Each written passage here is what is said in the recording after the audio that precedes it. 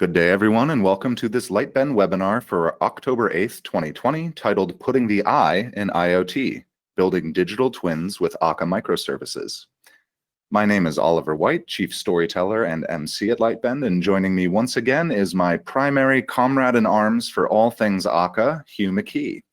Hugh is our developer advocate for Akka Platform. He's also a frequent virtual conference speaker, O'Reilly author, and former aeronautics engineer. While I introduce today's session and let everyone get settled, we have a quick poll question for our audience today, given the subject of our presentation. So regardless of whether you're actually building an IoT application now or not, most likely you'll have experienced some of this technology in your normal life. And as cool as the device itself might be, for most IoT users, the physical aspect is only half of the story. And perhaps the less interesting part too, especially when things might go wrong.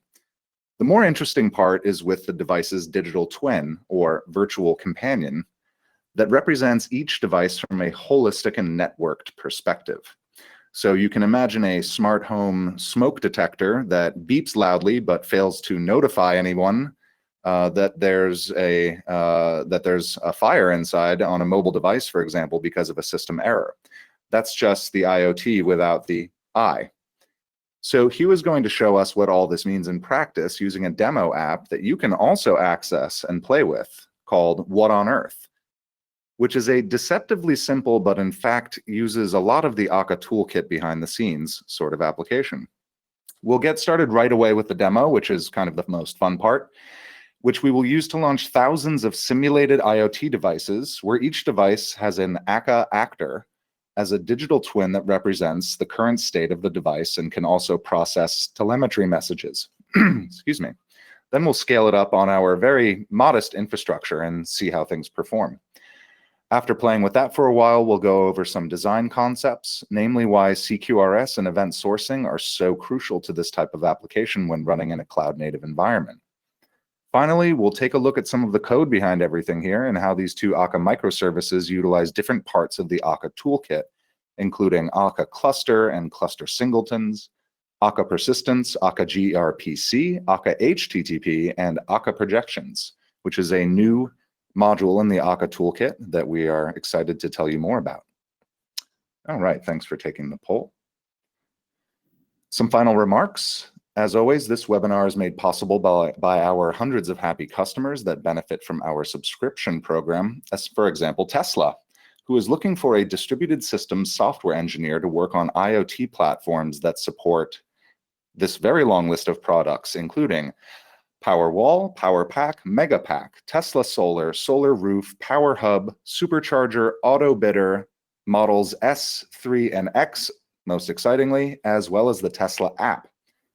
You can find out more about this position and other openings with our customers on lightbend.com under the About menu. As many of you will ask me today in the chat, yes, this webinar is being recorded and it will be made available for replay next week by email. If you have questions for us today, add them to the GoToWebinar control panel and we'll see if we can get around to them in the Q&A part of today's session. I will also be interacting with Hugh as we go to ask some questions and make sure we have clarity on what's going on and so on. And of course, if you are a Lightbend subscriber, you know that you can go directly to the customer portal to ask us any technical questions about this webinar or any of our products, and you'll get an Akka engineer on the line with you. All right, that is all from me. Thanks for listening. Hugh, let's take it away. Thanks for joining me again. Yeah, it's always my pleasure. And thanks everyone for joining. Yeah, I'm kind of looking forward to this one because I've been working on this demo application for the last few months, and it's been a blast. So I'm kind of excited about showing you guys what's going on. But before we get into things, I wanted to really kind of start out with some food for thought in a way. And it's like, why Akka for IoT? And it really does come down to, with IoT applications, as Oliver was kind of setting up for me, that you've got devices out in the world somewhere. In the case of Tesla, for example, they have these electrical grids where consumers can have, people in their homes can have these batteries hung on the wall. And so Tesla's building this really cool app, and there's this great article that I have a link here for, and here's the title for the article as well on Tech Republic, that explain what they're doing. But fundamentally what's happening is you've got physical devices out in the real world, and then on the back end, back in the cloud, or back in the system somewhere, a real natural software feature for physical devices is that there's a instance of an actor for every single physical device. And this is really what one of the things that Akka Actors is really well suited for. And that's kind of what I'll be going into in this demo app, and it's really a fundamental part of how, say, Akka Microservices work as well. But you can imagine, say, with Tesla, they want to have, as many people as possible all over the world getting these batteries, changing fundamentally the way we handle power and power distribution and who has the power. People have the power versus, say, the power companies having the power and all this type of stuff. And in order to make all that work, they have to have this really powerful application. And a fundamental part of this application is that all these devices out there, hundreds of thousands or even millions of them, each physical device in an actor system would have an actor for each of those devices. And this is really where Akka excels. So I wanted to kind of let's just jump into this demo application to get things rolling. And it's, I call it WOE, or, where on earth or what on earth, but basically, let me go to it. Let's see where here we are. This is the front end to the application. It's map based, and the application's running now. It's running in Amazon. It's running in a Kubernetes cluster in Amazon, and it's using some of the Amazon databases for persistence. But the idea with this application is that you can navigate around this map very much like you navigate around, say, Google Maps, and you can see where devices of some kind, this is all just simulated, but there really is data happening in these microservices where there are devices. So you can see on the map that there's these markers, and the markers are green or yellow or red, which kind of indicates some kind of a status, but you can see they're kind of geographically distributed all over the world. And when I move the mouse around the map, some information pops up, like, for example, somewhere in southern England, there's 22,657 devices on the map in somewhere in that region. Somewhere around Paris, there's 16,000. Somewhere in India, there's 3,000. And Australia, there's 65,000. So what I can do is navigate through this. So the map here is part of the application. It's part of the source code of the application as well.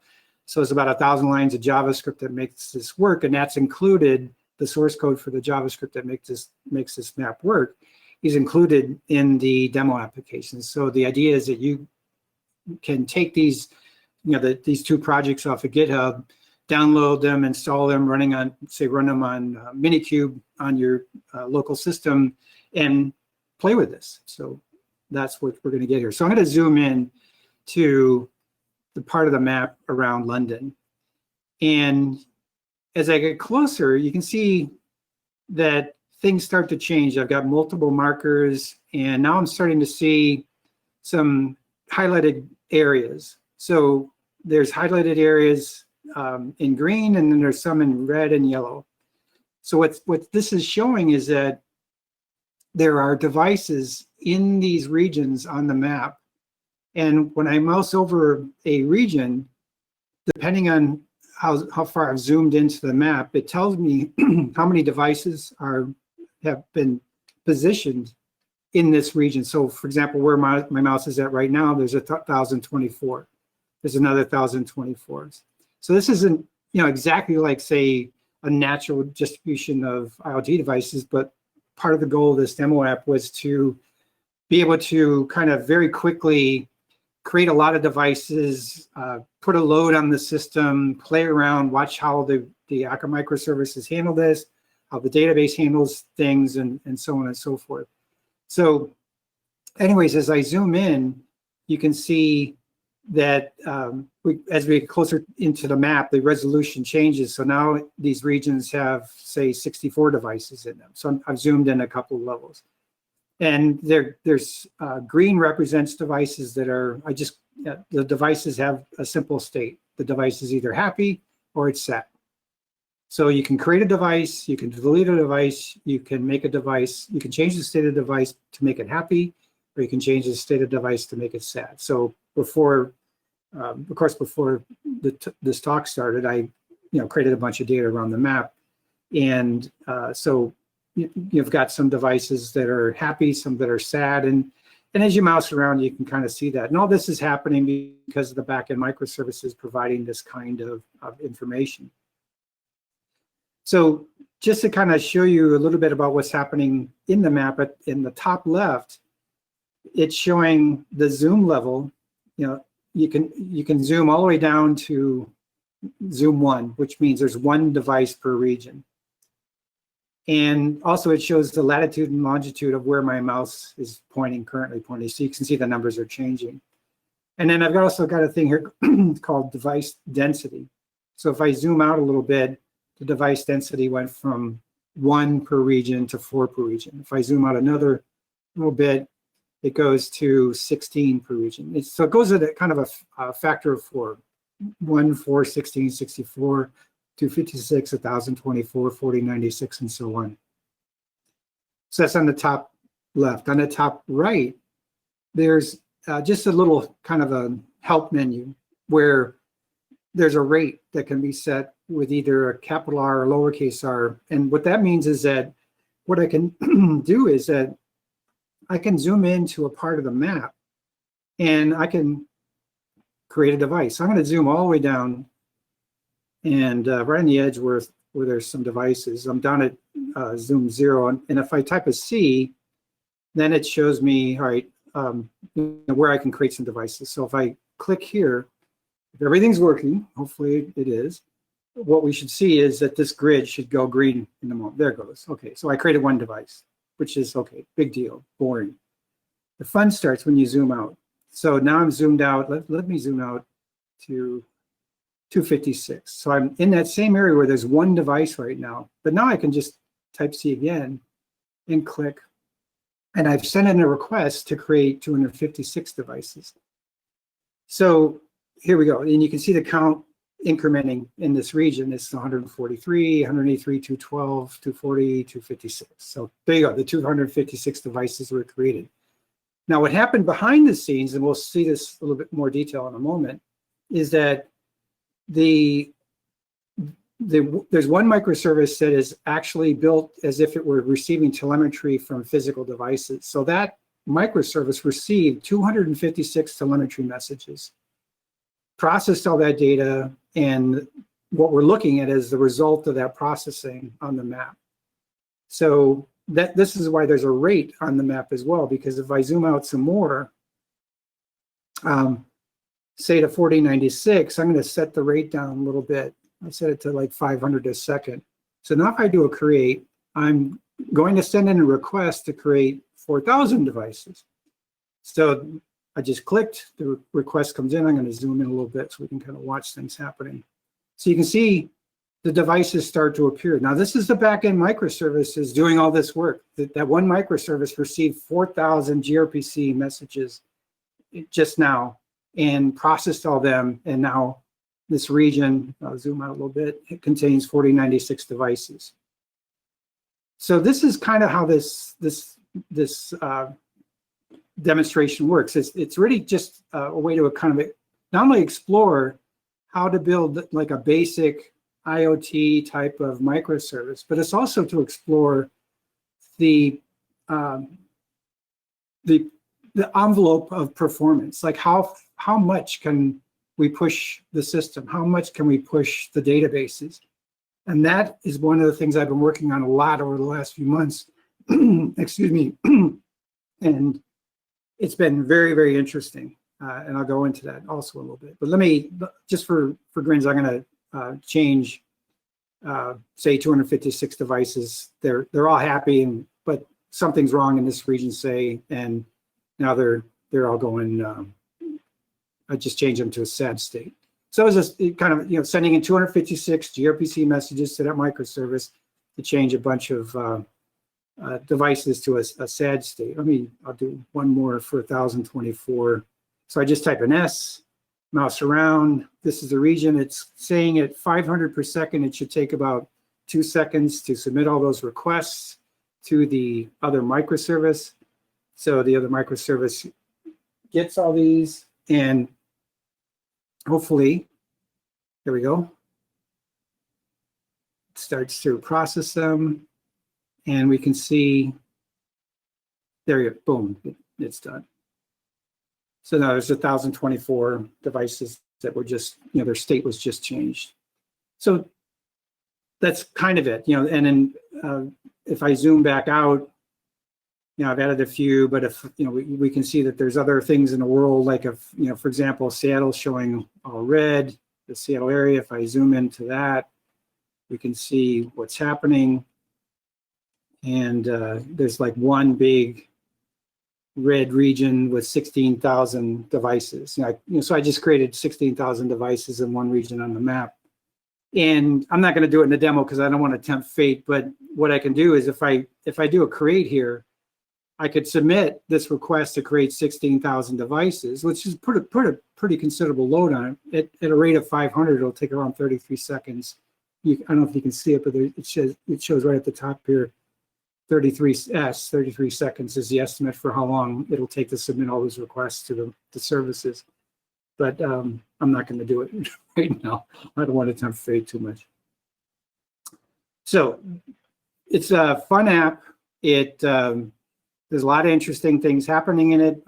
All the sources available, including the information, and there's some really interesting problems that are solved. Also, notice there's a kind of little performance graph at the bottom, just showing things happening. Just to give a little bit of activity monitor, and there's other information at the bottom, left and right of the screen. Let me go back to the slide deck.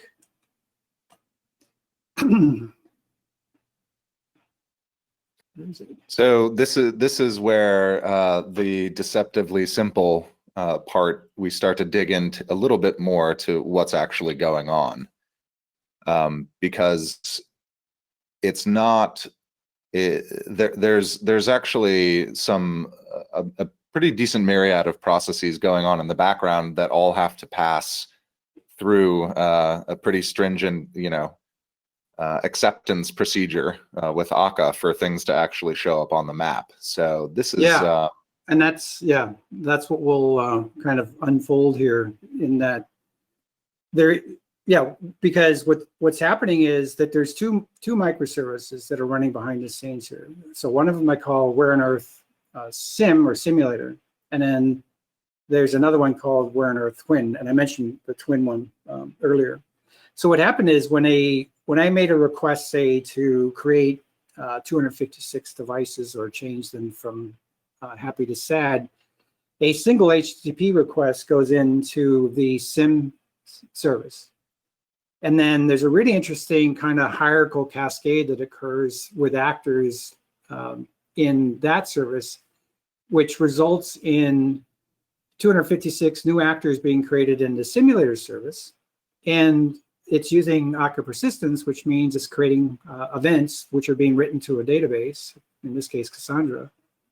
And then all that happens. And then as all that work gets done in the simulator service, then it sends telemetry messages. So as each of the actors for devices on the simulator side comes to life and it has persisted their information to a database, they then send right now I'm using gRPC, but it could be HTTP to Akka HTTP, and I wanted to do RSocket as well, but I haven't done that yet. But in any case, we're sending telemetry messages for every single device. So if it's 256 devices, 256 telemetry messages come across. and to come into the twin service.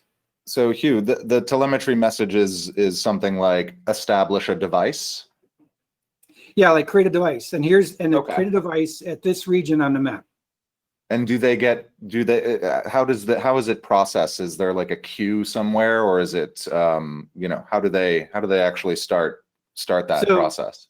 This is really the pattern here in both of these services is Akka Microservices, and the request comes in and to kind of the edge, of the service, and that request is then quickly turned around and a message is sent to Akka Persistence, an actor message. Say, all right, here's a message for an entity which represents this device. So that message is sent into Akka Persistence, which will end up creating, if the actor for that device doesn't already exist, it will create an actor for it, because in this case, it's a new device somewhere in the Akka cluster. And then that actor will get a message, which is called a command, and it will then process that message and persist some data into a database. And so now that actor for that device exists in the twin. So I want to go back to the map just real quick. I keep doing that. I gotta stop doing that. So that actually seems like a lot of stuff going on behind the scenes, but in fact, what we're seeing is that it's this, we're doing actually 500 of these operations a second. Yeah. So even though there's a lot going on, it doesn't actually take that long. Right. Yeah. Exactly. Thank you. And that's one of the big points. Like right now, if you look at the bottom part of the screen, devices worldwide, there's also almost 250,000 devices worldwide that this application is dealing with.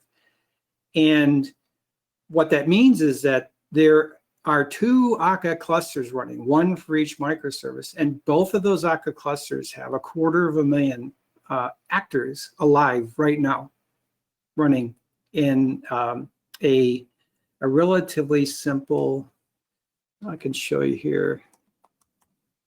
So that's essentially combined, that's 500,000 actors or so. Right. Yeah. And this, these are Kubernetes commands. I just have KC for kube control for those of you that are familiar with Kubernetes. But pods are where JVMs run. So there's five pods or 5 JVMs running in each cluster right now. So it's a fairly modest Akka cluster. And this is running in Kubernetes. So there's a 5-node cluster running in each one. So each of those nodes is handling around 50,000 actors. Mm-hmm. Which is, okay. It's not a big deal. Can we let folks know what sort of infrastructure you're running real quick? There's a couple questions like what does it take to run this? And can somebody with a normal laptop get this demo running or not? Really good question. With a normal laptop, I initially did my development using Minikube on my laptop. And with Minikube, I can easily start up 2 3-node clusters for each of the 2 microservices. And I'm also running databases on this thing as well. I have to run Cassandra, I have to run Postgres, because these microservices are using both of those databases. And I can't create maybe 250,000 devices. I haven't tried, but I can create 50,000, 100,000, and it seems to work fine. So you can definitely have some fun on a reasonably modest laptop, say, and get this working. As long as you can run Minikube, you can run this demo. And I've got a README in both of the projects that are specifically targeted towards setting up a Minikube environment on your laptop. But this demo is right now running on AWS, is that right? It's running on AWS, so it's running. They call it Elastic Kubernetes Service, EKS, and I think it's actually we can look at it. I think it's a 3-node cluster. Let me go to VS Code. And, didn't mean to derail you, but no, this is the whole point. Yeah, this is kind of interesting stuff. 3-node cluster. There's really not in Visual Studio Code. There's a really nice Kubernetes extension, and you can see that's what the cluster looks like, 3 nodes. So both of these services are running in 3 nodes, and of course the databases are running as one of the databases, Cassandra, running in key spaces is called, which is a serverless Cassandra, really cool, but almost massive scale to it. And then the other one, the Postgres, is running in I think Aurora RDS, which is almost serverless. It's also very cool as well. So there's one more question, another question about the infrastructure running here. What do the Kubernetes clusters look like? How much RAM and CPU and so on? They were not huge. I think they were like 8 cores and 16 gig of memory each, something like that. So I can run way more of that. I think I've had the clusters running up to upwards of 10 nodes, and I really haven't pushed it to its limit. So this could scale way more than what I'm doing, because like with EKS, the Elastic Kubernetes Service, it can be auto scalable, where the Kubernetes nodes will scale up. Then you can have it scale automatically or elastically as well, in addition to having the applications scale, which is kind of what my next slides are here. That given that we're running in Akka clusters for each of these 2 microservices, these guys can scale depending on how much they need. And this is one of the really nice features of Akka running in Kubernetes. So I'm just showing, starting out at 3, with maybe scaling up to something bigger, either auto scaling or manually scaling, and then scaling back when you don't need all the capacity. So you get that, the nice elasticity, and then the resiliency as well. If a pod breaks for some reason and goes away, Akka reacts to that and just moves work to other nodes in the cluster because a pod suddenly disappeared or went away. And then Kubernetes goes, I need to fix that. So Kubernetes brings up a new pod, and then it joins the cluster, and Akka goes, I've got more capacity now, let me start moving work over to it. So it's this beautiful kind of symbiotic relationship between Akka and Kubernetes that's going on. Kubernetes is like the ideal platform for Akka clusters. So Hugh, if you could go back one slide. Remind us again what the SIM and Twin microservices are. So the simulator service, I needed to have a way to simulate lots and lots and lots, hundreds of thousands, maybe even millions of IoT devices. But I didn't want to have, I could use like test tools and things like that, but I wanted to have something a little bit more fun because I got this map user interface. So the simulator side is a microservice using Akka Microservice. And it has intimate knowledge of every single device that has been created, and it also knows things about regions on the map and so on.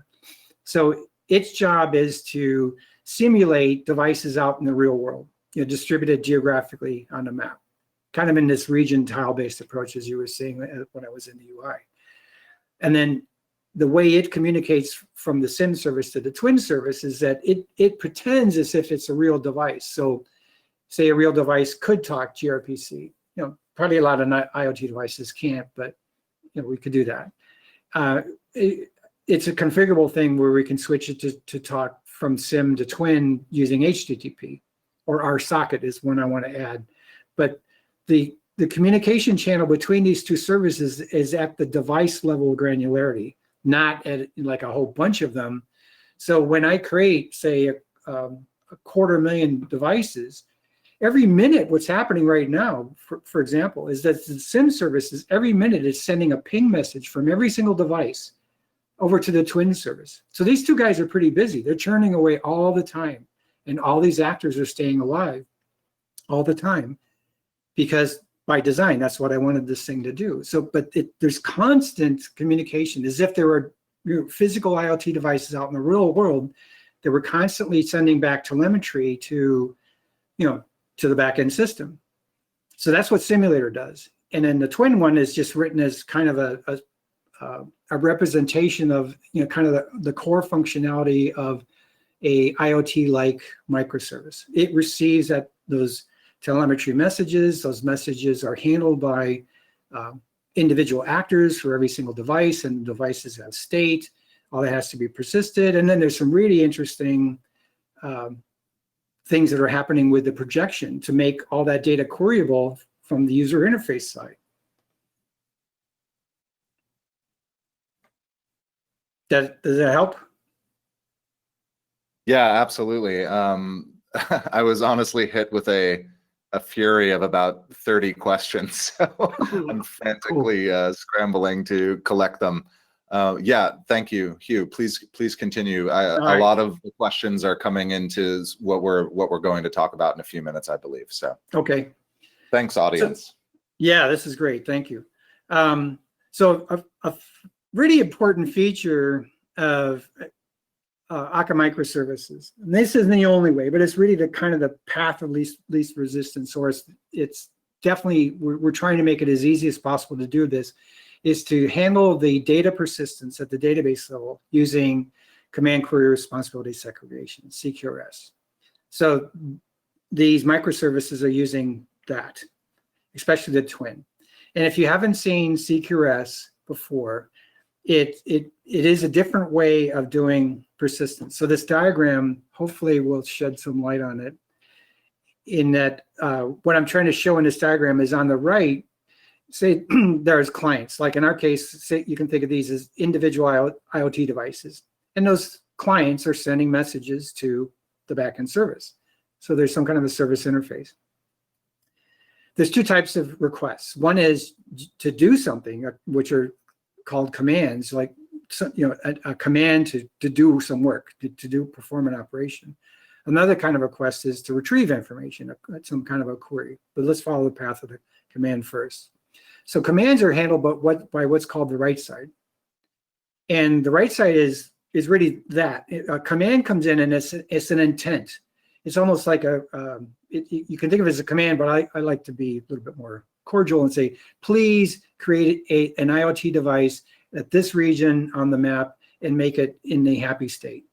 So that's a command coming in, but it's an intent. It's something that hasn't happened yet. So the write side looks at that request and goes, well, okay, yep, the request looks legitimate. It is somewhere on the, somewhere on the world, all the data looks good. So what is emitted and actually persisted is one or more events. And an event is really a historical fact. It's something that's happened in the past. So I created, in the past tense, a device at this location in a happy state, for example. And boom, that gets persisted on the right side. Period, the end, we're done. Okay? And then the response goes back to the client, say, yep, okay, I did what you asked me to do. Thank you very much. Well, but all that's happening is that these events are getting stored in a really simple data structure called the journal or event store, whatever it's got a bunch of different names. But basically, it's just a bunch of events. So for a given device, say an IoT device, say it was initially created a few minutes ago, some of those devices, some of them were created a few days ago, there's events for that. I changed some from happy to sad, then I changed them from sad back to happy, and then maybe I delete them. Each one of those commands results in a different event record being written into the event store. The state of a given device is, has it been created? Where is it at? Is it happy? Is it sad? All that information is, that culminates in the current state of device. This device was created at such and such a time. It's at this location, and it's sad. And that's a series of events that was stored in the persistence. All that kind of rolls up into a single state of a device, but that's all that gets stored in the event store. Now, so Hugh, can I Sure. ask a question here? So how often is this application pinging each device to get a status? It's from the UI standpoint, I guess. Well, yeah, I mean, so the question is kind of there's a few questions about looping around to how messages are processed in terms of messaging strategies like at most once, exactly once, etc. Yeah. It raises an interesting point, because if what we're dealing with is an event journal that has an update or a status update that's recorded every half a second or 1 second or something, are all of those updates persisted and part of the event journal? That's really it's by design. So I mentioned earlier that all the devices, all 220,000 of them that are currently alive in this little demo, are getting pinged every minute. But by design, that was my choice as the designer of this application. I'm not persisting something to the database every minute.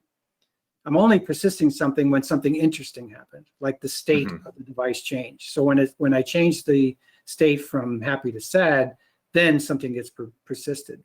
And I think that would be very typical, though, of many IoT devices, that IoT devices are sitting out there. If, one, you want to know that it's still there, because the lack of communication may indicate that there's some kind of a problem with the device. Maybe, somebody, the device was destroyed. Who knows? But the only way you can tell from the back-end system is the device alive is that periodically you hear from it. So it's going to be constantly communicating something, even though nothing interesting has happened to the device. So say it's like a smoke detector, like you mentioned in the beginning. The smoke detector, you want to make sure that it's alive and that the back-end system know that it's working, but nothing interesting happens until it actually smells some smoke, and then it's a telemetry message comes in, and the last million messages where everything's fine, and all of a sudden a message comes in and says, "Oh, hey, there's smoke," and it's like, "Okay, holy cow, man!" So that becomes the event. The change of state is actually what's persisted to the event store. Gotcha. Okay. Thanks. No, I mean, again, by design, this could be configured to ping every 5 or 10 seconds. For example, motion detector in your house when you're not home or you're on vacation. So. This could be configured to have, extremely frequent updates. Yeah, the frequencies could be all over the map, right? But it's really dictated, I think, by the characteristics of the device, by what you want to do with those devices, how you want to treat it. It's really driven by the physical demands of the system itself, not by the software. But here it's fairly aggressive where I'm doing pings. That's 220,000, 250,000 gRPC messages flying across the wire between these two services every minute. I did that. I wanted to at least stress it at that level. I don't necessarily want to keep beating up the database all the time because that costs money. So just real quick, the service interface is, it could be gRPC, HTTP. There's Akka for that. There's plenty of other software that does it, but I'm using Akka HTTP, Akka gRPC. There's examples of both in this application. The right side is done using Akka persistence, and if you haven't used Akka persistence with Akka typed versus Akka classic, there's been significant improvements with Akka persistence lately with Akka typed. And it's very logom-like. If you guys are familiar with logom, a lot of the goodness of logom is now part of Akka Microservices. And then the next part, which I haven't got into, is Akka projection. So events are getting written in here. Raw events are getting written into the event store. But then we want to have the data in a form that's queryable. And this is a really interesting challenge. It was a very interesting challenge for me with this application, because right now what's happening, the JavaScript that's running in my browser here is pinging about every 200 milliseconds, I think, or something like that, sending a request back to the backend system saying, hey, what's the map look like that I can see? And right now I'm looking at pretty much the whole world, right? And the answer is, yeah, there's 221,569 devices currently alive. Well, I don't want to query 221,000 rows out of a table. I need, I'm looking for summary data. So I did some massive summarization of data to make some fast queries, because the challenge is that if the queries change when I zoom in. Like right now, if you look, there's, let me change it. As I moved around, if you look at the bottom right of this, I'm sorry, the bottom left of the screen, the counts, notice that right now it's 2304, which means there's only one region where there's some devices in the New York area. If I moved to the left a little bit, there's a whole bunch of devices, like 49,000 in the Atlanta area. Well, querying this data, again, I don't want to query 51,000 rows out of a table. I want summary data. So that's what's happening in the projection in this demo app, is that this projection table has a massive summarization at multiple zoom levels of the map happening in this table. And that's the computation for that, which actually isn't that difficult, is done in the code I wrote for the Akka projection. So the Akka projection code is being fed the raw events, and then I've written some code to summarize that data and then store it into a nice queryable form that the UI of the map can use to do some very, very efficient queries, which only retrieves, say, hundreds of rows, I think, in most cases. Sometimes there's maybe 1,000 rows that get retrieved, but something that they can do within a few milliseconds. That's what I was looking for. So I'm kind of happy with the result in that it's a non-trivial projection.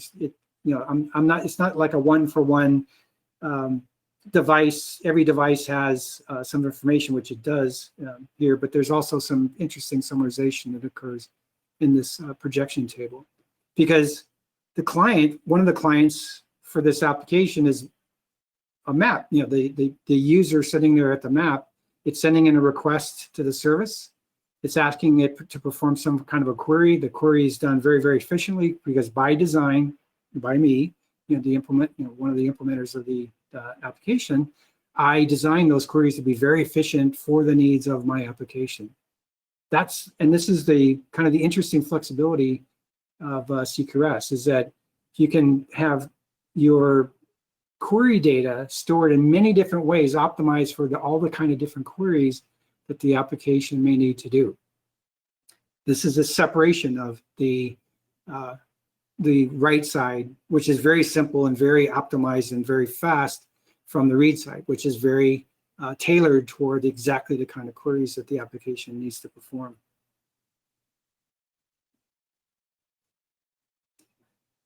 So all in Akka, of course, Akka Microservices. So why CQRS?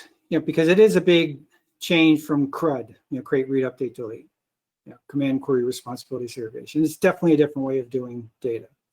But I think some of the big motivations for using CQRS are things like you have applications where throughput is getting on the high side, and you might be pushing, say, traditional databases beyond their limit of capability to handle the performance, or you just like to optimize and reduce things like response times back to the user and so on, and optimize the usage of data and how long people have to wait for certain data operations to be handled.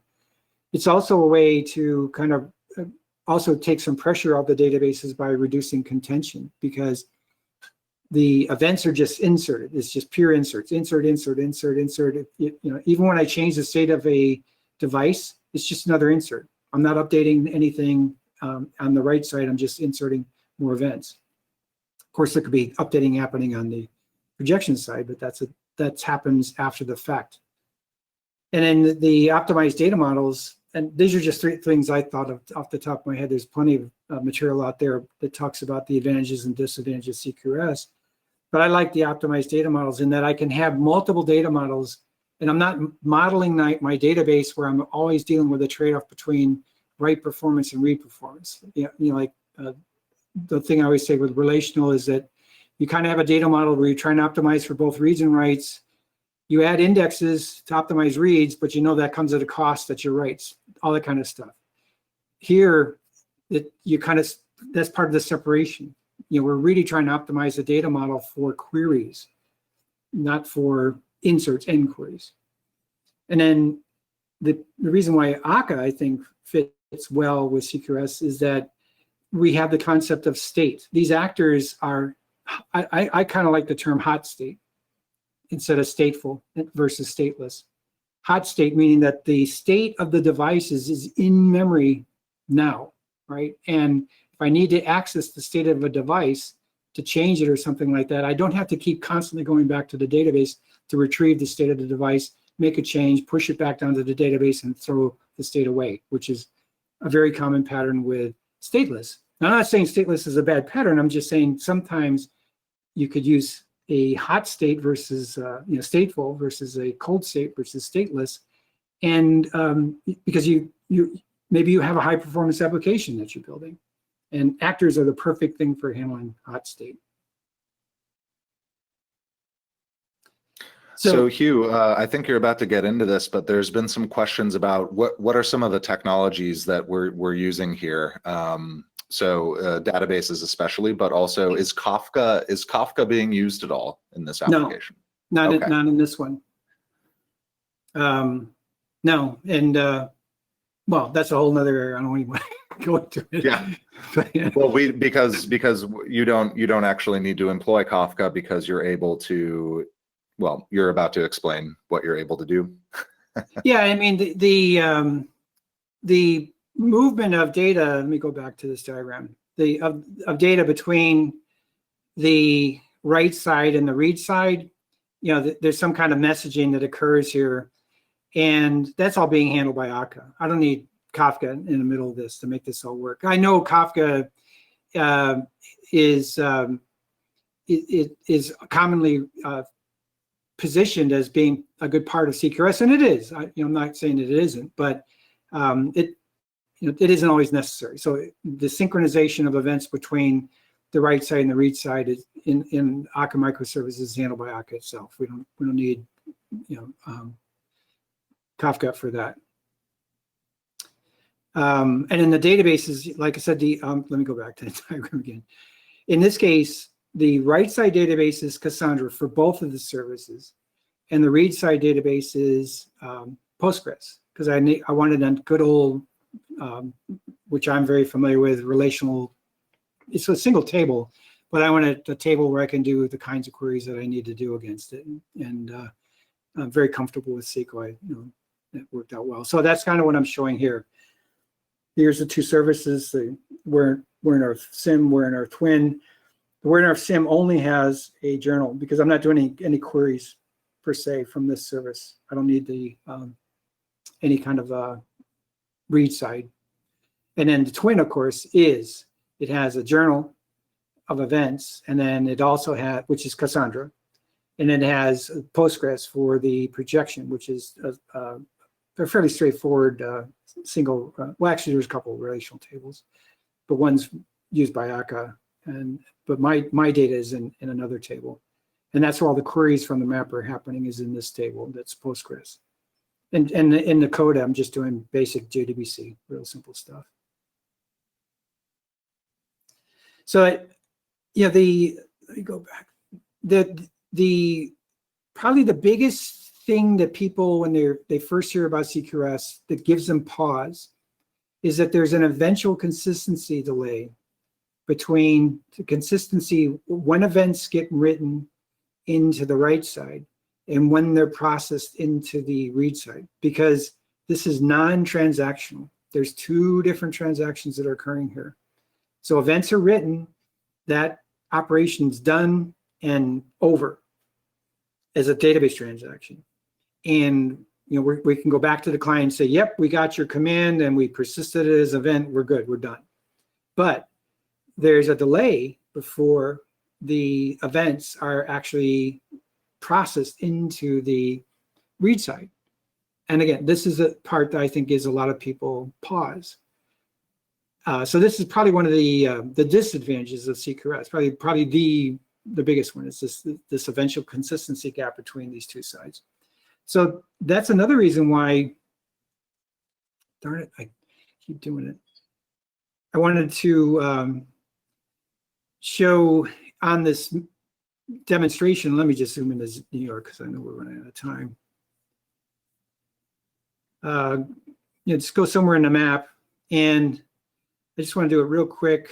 We're at 256. So I'm going to create 256 devices. And what we should see now, what we're seeing here, the data that we're seeing on the map is it's almost done, 256 done. Okay. So that was the eventual consistency delay in this app, because the data that we're seeing on the map is coming from the projection. So it had to go through the gauntlet. It had to go through the these two microservices. You know, the request came into SIM, it did some persisting, and then it sent over messages, telemetry messages to Twin. Twin did some persisting, and then all those events had to then be processed into the projection. So the seconds that you saw between when I actually said click go and when it actually appeared on the map was that eventual consistency delay. So, and it's all out there to look at. You know, I'm not hiding anything, right? And I mean, there's a little bit of latency also in the UI because it's polling the database every 200 milliseconds or something like that. But you can kind of get a feel for there's typically this slight delay, and it's a fundamentally different way of thinking about how to handle your data. And again, this is what initially when people first see the CQRS way of doing things, they go, oh man, I can't build an application using this. But I think it's one of those things when you really look at it, you can make anything work.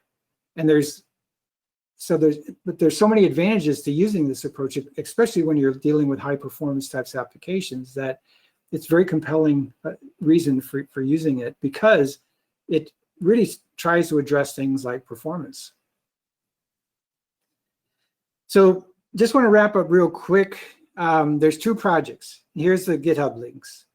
They're in GitHub. My username in GitHub is McKee-H3. So there's WOE-sim and there's WOE-twin. I apologize, these are work in progress. I still got a lot of work to do on the READMEs, but the READMEs for Minikube are in pretty good shape, and you should be able to use them. Fairly straightforward, and it's very fun. But what I wanted to do is show you some of the code. So we're in the simulator project. Let me just show you. This is the it's just Java, Maven. You know, very simple. So just git, clone the project, cd into the directory, do a Maven clean package, Docker build type of thing, and boom, you've built the application. It's got a bunch of configuration files and so on in it for different environments, things like that. But the real player on the simulator side is this SIM service, or the SIM actor. So this is what's called an entity actor. And the main player here is, you can see here's how we process commands.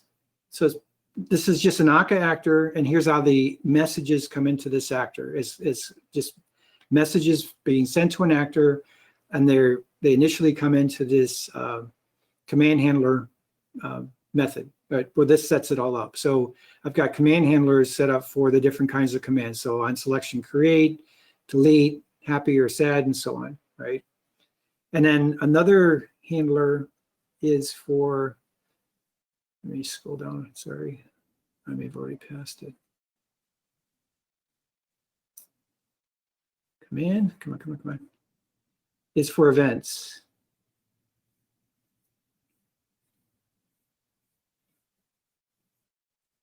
We're lost in the code. Yeah, let me skip to the other, the twin service, and go to the device one, because this one I know I can find it. Here it is, an event handler. So it's the same type of thing. A command handler, one of the things that it does is it emits an event, and then when the event has been persisted, then this methods here are called. If you look in Akka persistence, and if you look at the pattern, there's lots of examples in the documentation, but the flow is really pretty simple. You process commands, you process events, you write the code to handle both, and that's the meat of what these things do. It's pretty straightforward. So there's not a bunch of rocket science in these guys. The other class I wanted to point out was the projection. And right here, the main thing is that when you set up a projection, there's different ways to set it up, but for my application, the one that fit the best for me was that you can set up where you are past a list of events. So you can see here in the method that I have to override to implement called process, it's passed in a database session, and then I use that to do the database operation, but also pass in a list of device events, okay? So my code, what I'm doing is I take those device events and then summarize them and then turn it into a SQL statement and then execute the SQL. So it's taking a whole, this is all configurable, but I can typically, I'm past, say 1 or 10 or 100 or a couple hundred events. I build that all into a SQL statement and I execute it. And that's what's handling the projection. So the code in here is a little bit more involved, especially this summarization part, but that's the mechanics of it. You implement this process method and you handle the incoming events. Now there are other ways to do it. When you look at the Akka projections documentation, there's other ways to handle those events, like you can handle single events at a time. There's also the message semantics. So in this case, this is a exactly once consumption. So this because what's happening here is because I'm using JWC, I'm performing the SQL statement within the bounds of a transaction. Well, the housekeeping that the event handler, which is what's processing here, has to do, which is mainly storing offsets. Where am I reading the events from the journal? Offsets are stored in an offset table, which also happens to be part of the same transaction. So when you can store your offsets with your data in the same transaction, you have effectively once or exactly once processing. But we also have processing patterns in Akka projections for, I always like to call it maybe once or once or more. So all three of the messaging semantics are supported in Akka projections. For me, I wanted this one because deduping would have been difficult for me if I wasn't using exactly once. So all the codes here. That kind of brings up one of the questions, which I know we're running low on time and we've got way too many questions to actually approach, but I tried to grab some of the most applicable ones. So in terms of, you just described exactly once messaging. So what happens if a message fails, right? So we are dealing with actors. So a lot of us on this, a lot of us in the audience know what happens typically when an actor fails and the supervision hierarchy behind the whole processing. But what happens when a message fails somewhere in the chain with Akka projections in this scenario? Yeah, given that this call to the process method, passing in a list of device events, is handled. If, say, when I execute this SQL, this is the period of vulnerability, I like to call it. I'm talking to a database here, right? It can blow up. Of course, when I'm running tests and I overload the databases, they do blow up.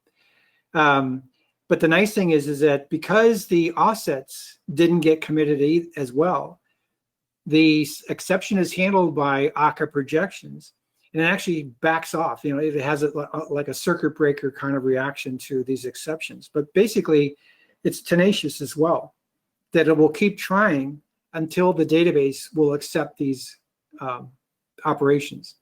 So the projection, it is absolutely durable, meaning that if I'm in the middle of trying to make hundreds of updates or inserts or whatever I'm doing in the SQL statement in this single database operation, if it blows up, it's just going to try it again, and it's going to keep trying until it works.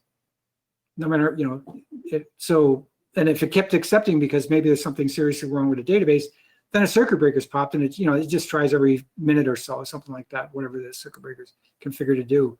But it is tenacious; it'll keep trying. So that kind of connects to another question. Let's imagine there's a spike in devices that need to be created. I don't know, 100,000. But your database may only support a certain rate. And so now we run into a bit of a bottleneck with the database. So what happens when this occurs? Excellent question. And this is one of the reasons for CQRS, because the journal is really fast. We're just doing inserts. So it can get way ahead. Say you have a spike in traffic. So the journal is just way ahead of the projection, which is struggling to keep up because it can't go as fast. Well, because this is kind of a pull, it actually is a pull process. We're pulling the events from the journal and we're trying to put them into the projection table.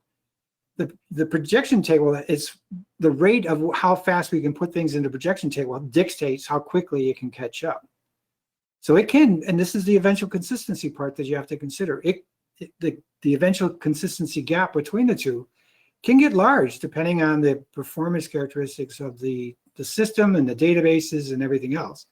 But it will eventually catch up, especially like when I'm using the exactly once here. I'm going to get all the events. I'm going to get them processed. It's just when is the question. You can't predict that because you get that spike. But the alternative is that when you haven't split these two apart, is that you're pushing that pressure back to the users. The users now start to feel sluggish response times or errors or try again later types of things. That's what we're trying to avoid in many cases with these high-end, high-performance applications. We don't want to make the users unhappy, so we're trying these tricks on the back end so that we can get their information, get it captured, and put off as much work as possible until later and not make the user wait for it. That's why another reason why they're pulled apart. Yeah, that makes a lot of sense. One question comes down to, so what happens when we want to port this this event log or other data out of these databases into something for analytics? We want to do some machine learning on this data. What kind of I mean, not in this demo necessarily, but what are the opportunities for people that are looking to use something like Spark or Flink to do data processing? Another excellent question. This is another reason why I love CQRS, because by design, you're capturing raw events. And I think data scientists or people that want to do analysis go nuts for this kind of data because it's raw, pure essence, the essence of your system, the data. And the thing is that this event log can be feeding basically to multiple consumers. So in the case of my little demo application, the only consumer is data that's being used by the map UI. But you could just as easily have another consumer of all those events, another projection that is, say, pushing data into Kafka, which is going downstream, which is being picked up by some kind of analytics process, doing machine learning or whatever, right?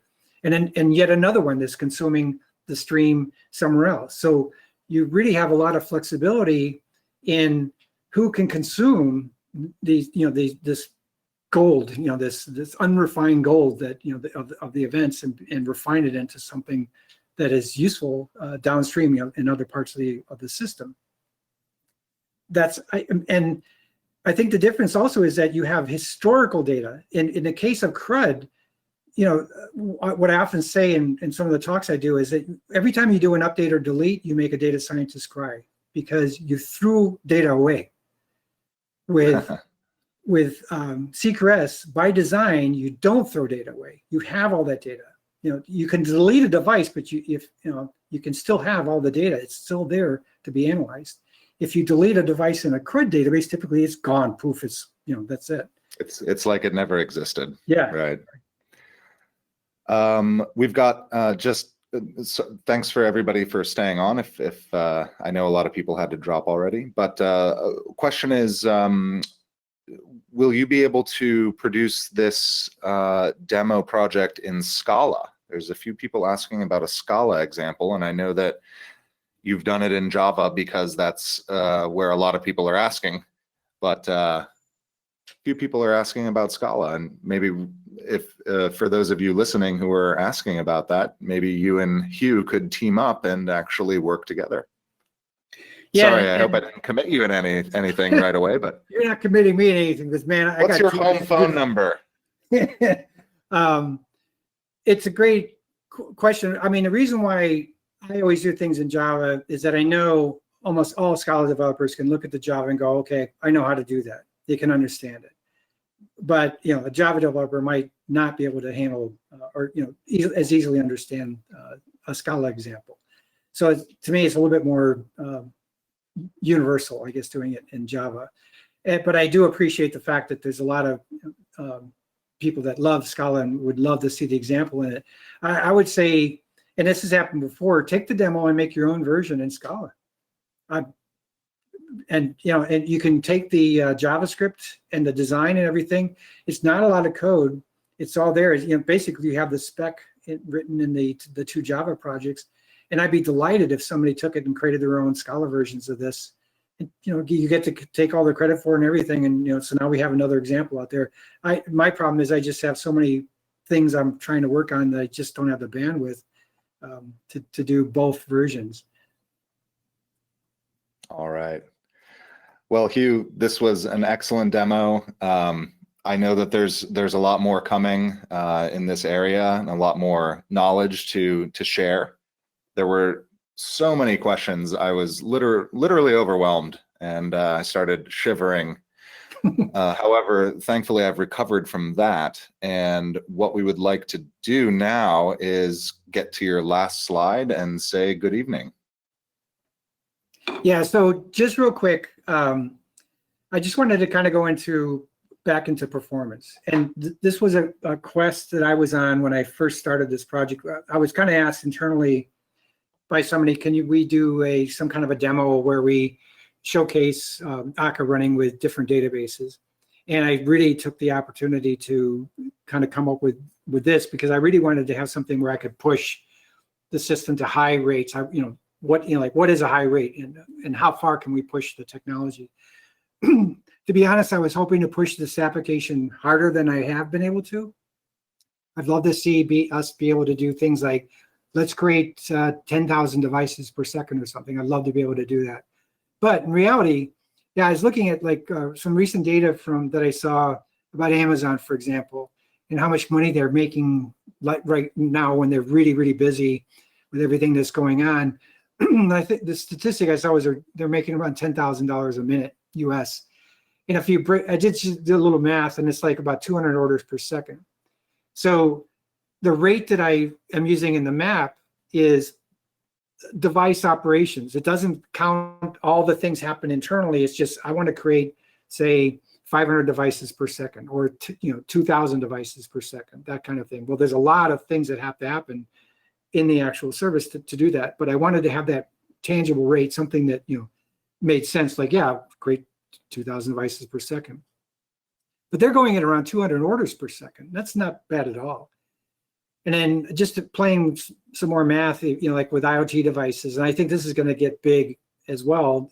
More of us are going to be building these kinds of applications. Let's say you have 1 million devices out there, which for some may be pretty modest, because you, in many cases, have multi-million. But just say telemetry 1 per minute, and then every 10 minutes something interesting happens in the device. So that results in around 1,1700 state change operations, device state change operations per second. That's getting kind of high, but it's doable in a lot of the technology that I've been playing with this example. But I just think that we're in 2020. I had high hopes for this year, and now it's turned to whatever. But I have high hopes for the rest of the decade. I think it's going to be interesting. But I think we're going to see explosion in the kind of applications where we're going to be moving from hundreds of things per second to maybe low thousands of things per second to many thousands of things per second and tens of thousands of operations per second. And we have to have the technologies to be able to handle it. And this is part of the reason for things like Akka Microservices, CQRS, fast databases running in the cloud, cloud native, all that kind of stuff. So I think the fun's just beginning. And that's it. So we already did our Q&A, so I really appreciate everybody hanging in there. And sorry we went long, but there's a lot of interesting things to talk about. All right. Well, thanks so much, Hugh. It was a really thrilling presentation, and I look forward to seeing more. And to the rest of us, have a very lovely day. This is the end of our webinar, and look for the upcoming email with the recording if you'd like to go over anything. So thanks a lot. Have a great day. Bye-bye.